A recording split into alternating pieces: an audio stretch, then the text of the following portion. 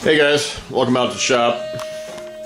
Just thought I'd do kind of a quick shop update. Haven't posted any videos in a while. I've been busy working on my Corsair and just making some progress with that, and you know, doing a radio upgrade and stuff. So here's kind of what's going on right now. Just I've been working to get my Corsair wing, well, and the fuselage too. I got the panel lines put on here. This is the back side of the wing. So I got all my panel lines on, and they came out pretty well. So pretty happy with those. Looks like I need to get that little spot right there, get him cleaned up. We'll come back to that.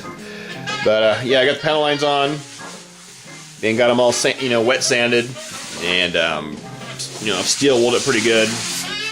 And so I'm gonna fly this thing the first few flights in primer. I'm not going to go any further than just panel lines right now, because I don't know if the damn thing is going to last or not past the first flight, but let's hope for the best. So that's what's kind of happening with the Corsair wing. Here's a fuse up here, and I've done the panel lines on it as well. So it's it's coming along pretty good. And just had I'd forgotten to fiberglass this aileron hatch, so I had to do that tonight, and then just kind of, as you can see here, I've got threw some primer on this hatch, and put, had the chart packed up, and they're doing the panel lines for that too. I'll have to do the same over here to this that little hatch. I got the 60 size Corsair down here charged, and I may go fly tomorrow morning, but we'll see. It's already 1 o'clock in the morning, so I don't know if we're going to be able to get out of bed at 6 a.m. after that, but just through got my ailerons all got them all fixed up. I got the control horns added to them tonight, and bolted in there, and 30-minute epoxied, so they're nice and solid. And then just, I've got some panel lines on my rudder, the trim tab, I got that kind of like put on there, and the trim tabs here on the elevators too. I gotta get those kind of sanded down. And this is the fuse, or not the fuse, but the cockpit, and that's where the pilot's gonna go. I'm still gotta figure out how we're gonna get that glued in there, but and here's the cowling. And it's in primer. I got it mounted and everything, so it's going good there. And here's all my flaps. This is the right side of the flaps. We got those in primer tonight. Kind of the final primer.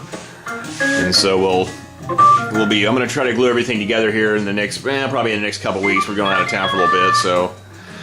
But kind of the newest update was I got a new got one of these new got a new Spectrum DX18.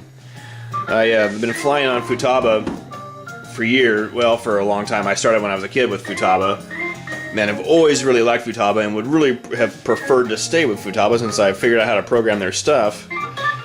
But I can't get any parts or any. You can't.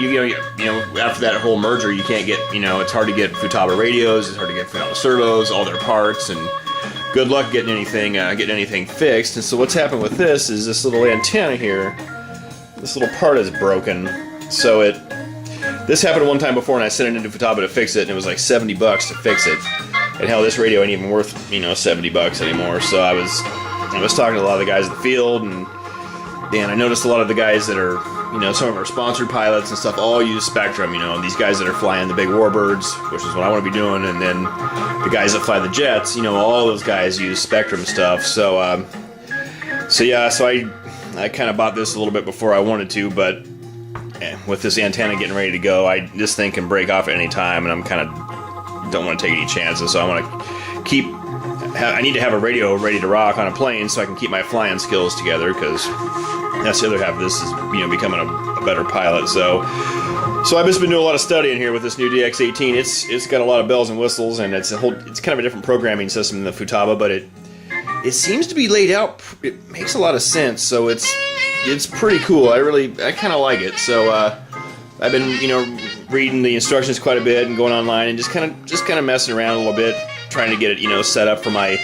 I'm gonna put it in my little 60 size Corsair here, and So once we get back from vacation, I'm gonna probably pull the Futaba receiver out of this and throw the Spectrum in there and throw in the Spectrum, the receiver battery and stuff too. So yeah, so that's kind of it at the moment. Just getting ready to get this first big giant scale plane kind of put together, and we'll see what kind of luck we have with these. Everybody was telling me that they fly a lot easier than the little small ones, so we will certainly see. But I'm putting a DLE 61 in it, and you can see that's right here, kind of hanging out. I had it in this big Corvus. It's a sort of a stunt plane, but that plane was alright. It was cool. I don't really like those kind of planes. They're just not my thing. I didn't fly it that much, and so I wound up using this.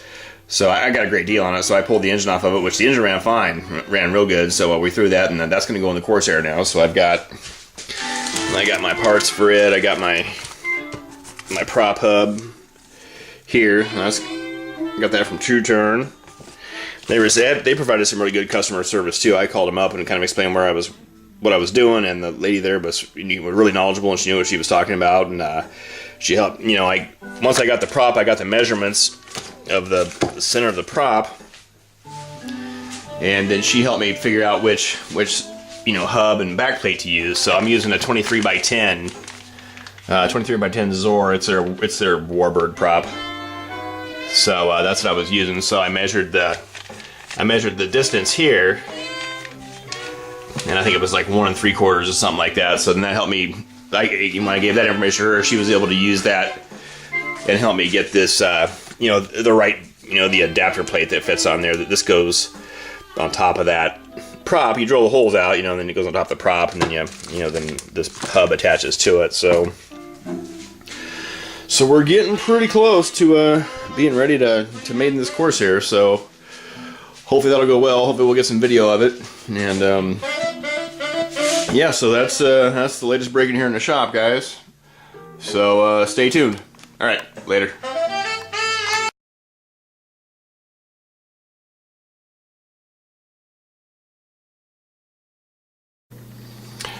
Here's my video editing assistant here. He's getting a little bit of rest.